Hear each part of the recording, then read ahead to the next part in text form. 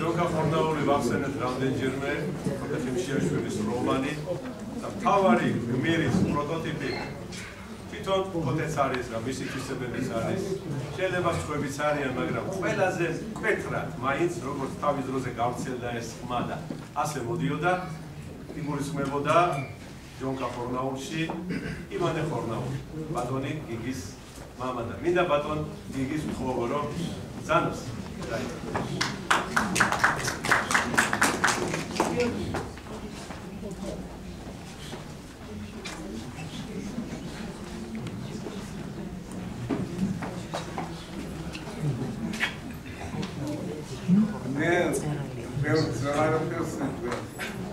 ის რაც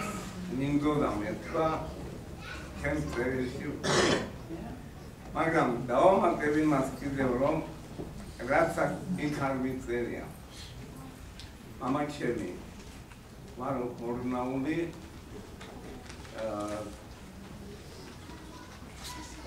იმ ჯგუფის მონაწილე იყო ერთგვარად აქტიური არა რა თქმა უნდა ჩაბმული არ იყო იმიტომ რომ დაუსწრებლად სწავლობდა ფილოლოგიურზე მაგრამ წიგნი ჰქონდა უკვე გამოცემული ფოლკლორული და ამ ხრივ ჩანს ახლოს იყო ყველანაირ ამ ლიტერატურულ წრეებთან წერილობასთან და ამავე დროს ლადო ბალეაული სოლიზმა იყო მამაჩემი ხო და როდესაც ისინი დააპატიმრეს სწორედ იმ ხანებში მამაჩემიც ერთი წელი დაკეტილი იყო ჩვენ ასე ვთქვათ უბრალოდ დარჩენილები მამაჩემის ძმას და ფისტმა ანკისიდან რომელიც თვითონ თავარიდებული იყო ომში წასვლას და ბევრი კარგი ვაჟკაცის ხმათან შორის ასე აკეთებდა მე იქ არა ვყავ კევი მე მტერი აქამდავ და არ დავიცავ ჩემს სამშობლოს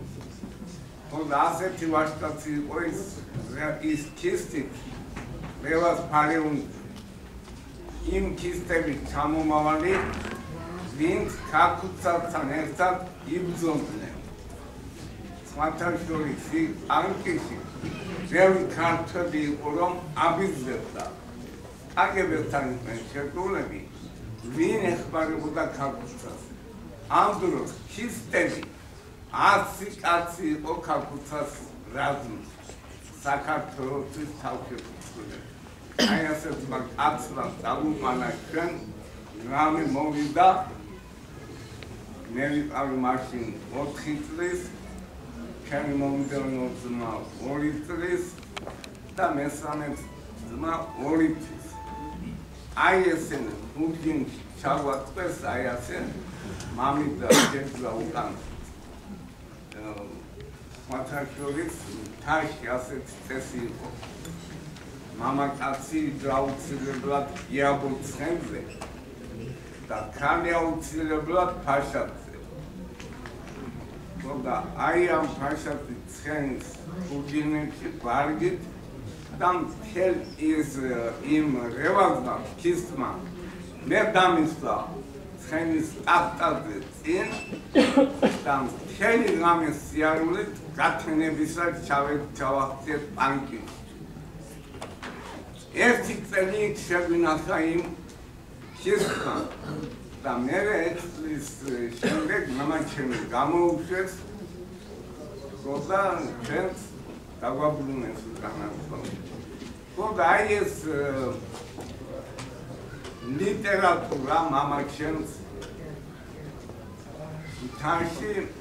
ბევრი ქონდა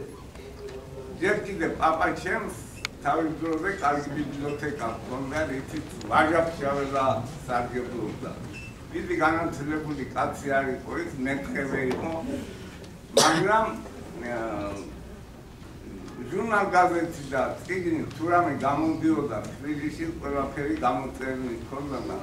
ვაჟა სისტემატურად დადიოდა და ჩვენი საფრთხე ეს ლიტერატურა მე მამაჩემმა დაამატა და ჩაიში იყო.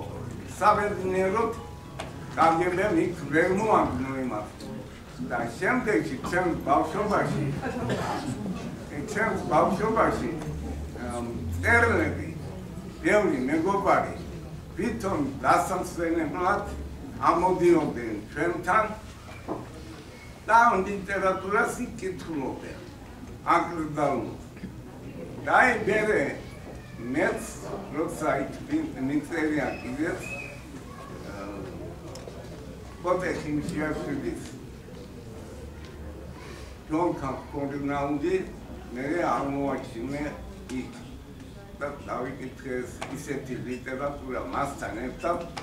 ვათავშობის რომელიც მე რო ჩამოვედი აქ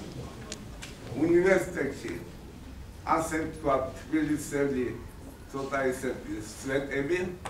მიყურებდნენ ზემოდან და რო რაღაცა წიგნი ქონდა გაზეთში გაფრთხილებული მიმალავდნენ და ოხენაცა ეს ცოტა რაღაცა და ერთხელ დავინახე გვერდის პერამიდი რომბაქიძის და მიმალავენ იმათ არ იცოდნენ მე უკვე წაკითხული მქონდა ისა თვლიდან ისევა აიცის და არ უნდა ის ლიტერატურა მე კი ვიცოდი მაგრამ როგორ ვეტყოდი იმათ რომ ეგ მე უკვე წაკითხული მაქვს არ შეიძლება გამდობა იმიტომ რომ შეიძლება დავეუბნე აი ეს პოტე ხიმშიაშვილის ჯონქა კორნაუს რაც შეეხება ეს სათავზერო კითხილ მამაჩემს პოტე გიცნობდა შენ გვარი აიღო თუ ვინმეს მაიყო არა რა ვიცი მე ვიყავი მარტო კორნაუსი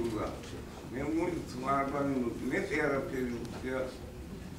არც ნამიცოდა ლაპარაკი ამაზე არ შეიძლებოდა და მეც მიკრძალავდა არც არაფერი არ აცობდა არც დიდი მადლობა